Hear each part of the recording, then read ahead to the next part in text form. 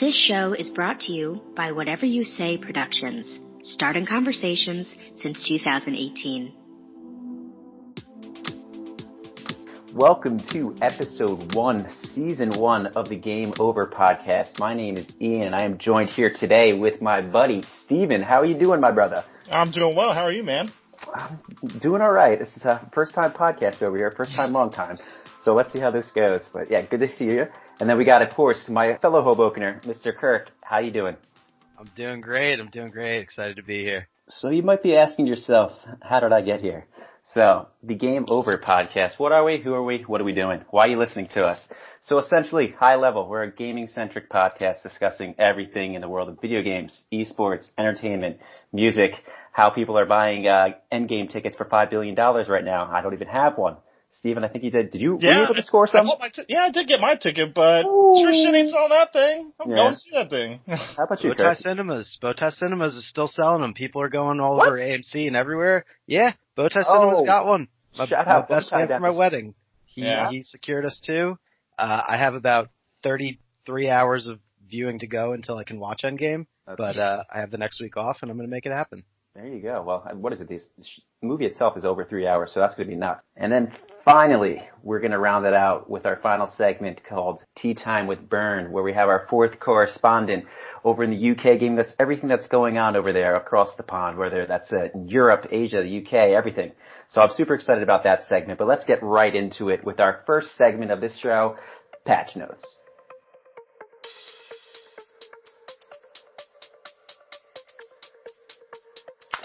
All right, so major bombshell happening this past week with the announcement of Borderlands III coming out September 13th of this year, which is actually super exciting. I think all three of us are looking forward to that game.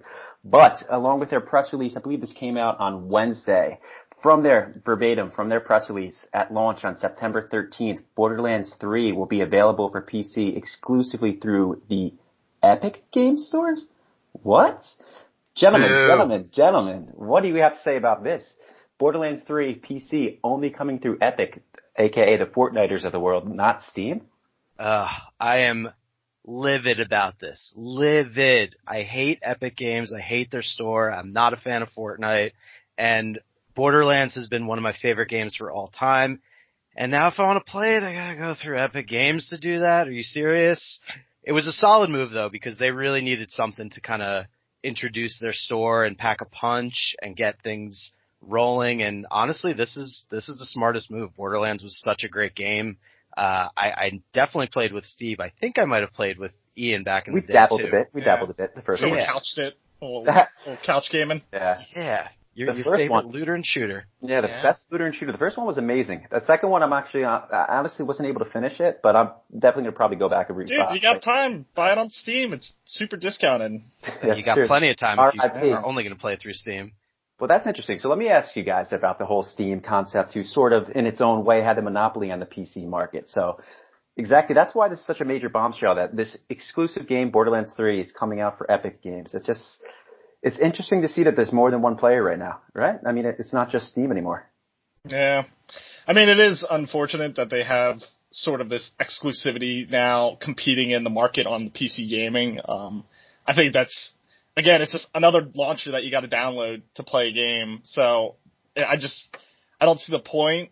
And the thing that kind of hurts the most is people who pre-ordered it on Steam now have to wait 6 months in order to play it via that platform. Yeah, that's whack, but as a PlayStation 4 player, this doesn't really affect me. So, side note, doesn't really care.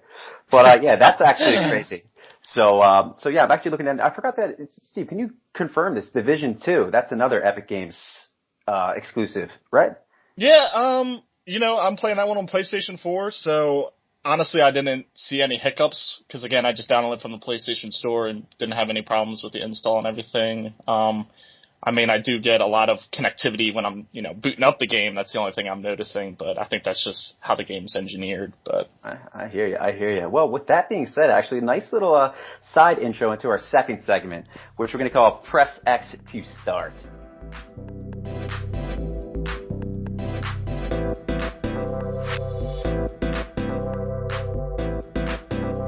All right. Alright, so now we're going to get into the segment called Press X to Start. And for those who weren't paying attention in the beginning, I'll quickly tell you what it is.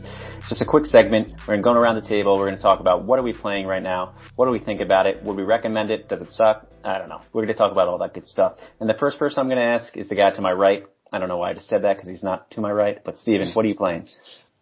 So yeah, right now I'm really getting into Division 2 on PlayStation 4. Yeah. Mr. Clancy, correct? Oh yeah. I played the first one, and I really think the Division 2 really kind of stepped things up from Division 1. I think it kind of learned from its mistakes being made on the release of that. I feel like there's a lot more to do in that game than the first one. Again, I'm only level 25, so I haven't really scratched the surface on the end game content. But I'm excited for it. I've dabbled in the multiplayer gotten in groups with some people, made some friends. But yeah, so far there's a lot to do, a lot of customization, everything you need in those looter shooters. Yeah, there you go, the looter shooter. Everything's about cosmetics these days. It's crazy. Oh yeah. It's crazy. Steve, I was going to ask you about that because I'm a little ignorant to Division 1 and especially Division 2. Can you give me a quick rundown of what is that game? Where is it set? What's the type of, play style of it? Just give me, I'm curious about it for my own knowledge, and while I do have Google, I'd rather hear it straight from the horse's mouth. Alright, so Division, it's kind of like a third person over the shoulder shooter. If you're familiar with Tom Clancy series, they all kind of play very similar. Kind of like a Gears of War where you take cover and kind of have that poking around corners. Love that combat. Yeah. They have a lot of guns that all kind of shoot differently. Everything has got its own feel. This one takes place in Washington, D.C.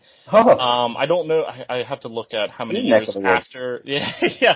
I was trying to map quest it to see exactly where it fit in. I was like, have I walked around there? And they do a really good job, really making it look like a dystopia, kind of everything's just abandoned. But again, what's not abandoned is the gameplay. There's just a lot to do. Oh. But I forget how long it takes place after the first division. Again, there was sort of this currency with dollars had a disease on them that kind of spread around, kind of caused this genocide. So then people rose up and sort of each segment, there was individual clans that developed in between.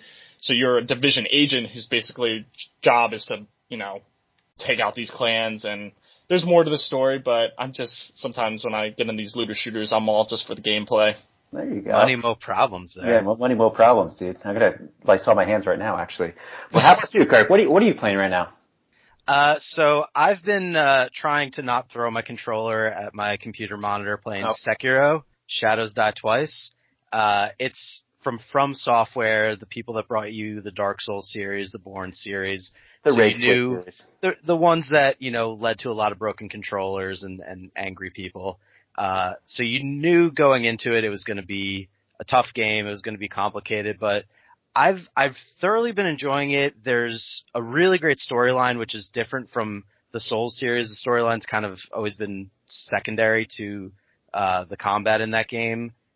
It's really fun. There's a lot of blocking and dodging, and you have to use an arsenal of weapons to kind of take out different types of enemies. There's your bosses and your mini bosses. I think I remember seeing there was 17 bosses in the game and 19 mini bosses. So there is no shortage of gameplay. I think I'm up to 50 hours on it now. You're playing on the PC too, right? Of course. I'm playing on the PC, but games like that, I plug in an old school Xbox 360 controller and I take to it like that. Yeah, I'm one of those weirdos that I could never get used to the new Xbox One controller or the PlayStation controller. It's all about the frame rates, Sadie. Like an old school frame rates. Yeah, feels right to me. How do you think that measures up with Dark Souls? Do you find it a little more difficult or a little bit easier? It's difficult in certain ways, whereas Dark Souls, I would say that it's difficult in the way that the combat is more of a dance versus Dark Souls, where it's more like a rave, I would say. You're kind of just throwing your body at it and trying to, go crazy and get hits in. Yeah. Sekiro is more like an elegant dance, a ballroom dance, if you will. Your Hey, enemy blocks you. What do you tell Death? Not today. Not today. What do we say to the god of death? Not today. It's fun though. It's the way that it kind of flows with the blocking system. So you have to time your blocks in order to build what's called a posture meter, and that's kind of like a secondary HP meter. If you fill that up on your enemy, you can get a death blow on them and instant kill them. Some bosses and mini bosses, you need to do that 2 or 3 or sometimes even 4 times. But there's also, you can get soft hits on their actual body, which takes out their actual HP meter. It's fun though. I mean, there's so much to it. There's multiple endings based on decisions that you make. I love that actually. Right? Isn't that so much fun? Yeah, it makes it a little bit more interesting. So it's not always the same as your one buddy who's playing it. You have a different experience. So I think that's great. Replayability is there for that. You know, yeah, I want to see the other. I think there's 3 or 4 unique endings based on, and obviously if you choose one thing, it closes the path for others. So you really want to get back in there and see what those other endings are. I know I'm definitely going to be doing that. I was gonna say, after all the frustration, you're gonna pick it back up a second time? Yeah, that's great. Ballsy. I mean, I feel like a master shinobi right now. I'm gonna be storming through the early game. Maybe not. Maybe I'll be just as bad as I was the first time around. But I'm excited to see how it goes. Yep, I gotta try it. So that's what I've been getting into. But now I'm curious for our good-looking man, Ian. What are you getting into? What are you playing lately? Again, you guys, I'm envious. It's going to happen. I'm getting a PC. It's hands down. Everybody who's listening right now, hold me to it. I need to join. I need to get back to the master race. But as a PlayStation 4 player, if you're going to ask me what I'm playing this week, it's going to be the same answer probably for the foreseeable future. Fortnite. I'm a 30-year-old Fortniter. I'm a Fortniter. It's just what I do. I enjoy playing it. I play with my 2 buddies, James and Collie. Shout out James and Collie. I can't shout out their gamer tag names because we're a PG-13 maybe podcast. But yeah, I've been enjoying that game. It's actually kind of interesting because every single time it comes out with a new patch or a new season, it's sort of like a new game. So that replayability, or the reason why you want to keep playing Fortnite, is even though they keep doing shit that I hate, I keep coming back. But yeah, that's what I'm doing. I'm enjoying still playing that, doing the whole duos, squads type thing. But I'm also enjoying the new thing they brought in, which is Arena, which is they're trying to make it a little bit more competitive. So if you want to join the Arena, you can join as a solo, meaning just yourself, or as a duo, meaning it's you and your buddy. Whereas you're not playing just anybody, you're playing people who are specifically your same skill level as you rank up. So that's been pretty fun. But again, yeah, I need to get back into the PC. I need to start playing these new games. Enough is enough. Fortnite I've been playing since like season 3. I need to get into some. Do you dabble in the PvE of Fortnite? Isn't that a thing? Never even touched it. Low-key, nobody even knows that. It started out as that PvE game, but it looks like almost like a zombies, like a Call of Duty zombies. Yeah, so I was curious how it would work. Yeah, it's like it's a defense game essentially. Whereas instead of doing the battle royale thing, it's you're trying to stay alive and kill these zombies from taking over X area. But yeah, it's funny because most people don't even know that Fortnite started out as that game that just so happened to have a battle royale feature, and then that just exploded. Yeah. But I'm not getting into that because I know you both hate it until you just said. I'm just not good at it. I don't hate it. You know, I get there's a market for it.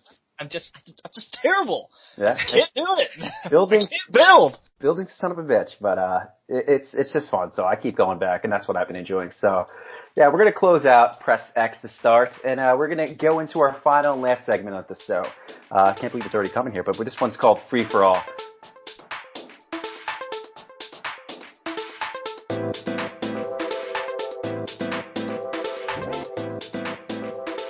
Woo! All right, gentlemen. Episode 1 of season 1, essentially in the books.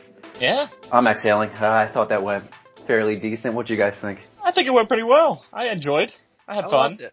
We're all playing very, very different games right now, and we all have different takes on what's going on with Borderlands. Now, Ian, I saw you playing with Noobs with Boobs in Fortnite. Are you carrying them, or are they carrying you?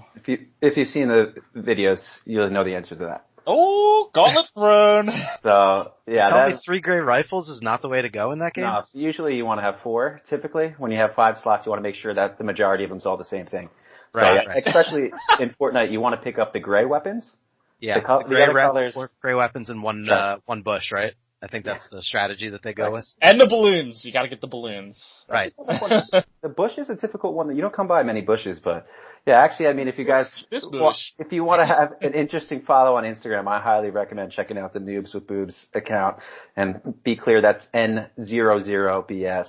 So wait, E, I gotta ask, did you guys, or Kirk, did you guys see Captain Marvel yet for the release of Endgame? Oh yeah.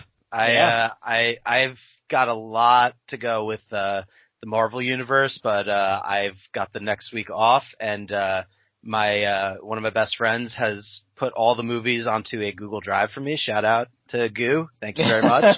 And over the next week, I've got about 33 hours of Marvel movies to watch to catch up with before Endgame starts. I've seen a couple here and there, but I'm trying to go in order of the ones I haven't seen yet. So what is that? That starts with the first original Iron Man, right? There's a whole timeline out there. Yeah. You'd have to follow it. I don't know. I think technically Captain Marvel comes in early in the beginning. Since chronologically, yeah. Yeah. I'm just going in release order. I've seen Iron Man. I watched Thor this weekend for the first time. That was a ride. I think the first one? The first Thor, yeah. I thought Ragnarok's Natalie Portman. Yeah. I hear good things about Ragnarok and not so Ragnarok was great. Yeah. Ragnarok was great, but Captain Marvel was good. I thought it was pretty. It's about pretty average. You had a problem with the pacing, I think, right? I thought it was a little slow to get into it, and but that's just my first. I thought it ended strong. Yeah. But the after credit scene was worth the ticket itself. So game's gonna be sick. I don't know. What do you guys think, though?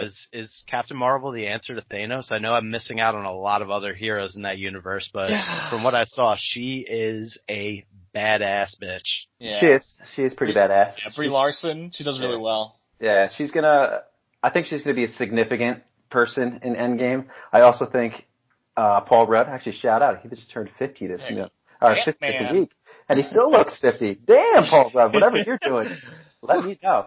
But I think Ant-Man's going to have a significant, the Quantum Realm's going to have a significant place in the upcoming Endgame. And everybody's got to come back. It's the whole thing. They already ruined that with having Spider-Man 2 coming out after. I don't want to spoil the last. Spoiler alert. Yeah. Okay. Come on, man. Did you see into the Spideyverse or into the Spider-Verse? I have not. Dude. I need to check that out, actually. I heard that was crazy. Great animation for that. Where'd you watch it? Did you? It's on to rent. I think I just watched it on demand. That might have to be before Game of Thrones starts next. Shout out Game of Thrones next Sunday. That's going to be an epic Sunday. Yeah, I got to check out the Spider-Verse though. But honestly, that Spider-Man with the game coming out this year and Into the Spider-Verse, they are just killing it with Spider-Man the last year. It was really well done. And I like the new Spider-Man, whatever his name is. Miles Morales. Miles? No, that's from the Into the Spider-Verse. No, yeah. All right, boys. Well, that seems to be it. Episode 1 in the books. Nicely done. I had one hell of a time. I hope you guys enjoyed it as well. But just closing out. I'm Ian. Again, on Instagram, check me out at Ian from Game Over. I'm going to pass it to my buddy Steve. Oh, yeah. You can follow me at Steve from Game Over, and that's STEVE. And I am Kirk at Kirk from Game Over. We'll see you next week, gamers. Oh, damn it. Week, guys. Later, guys. Thank you for listening to Game Over. Brought to you by Whatever You Say Productions, starting conversations since 2018. To learn more, join us at GameOverThePodcast.com.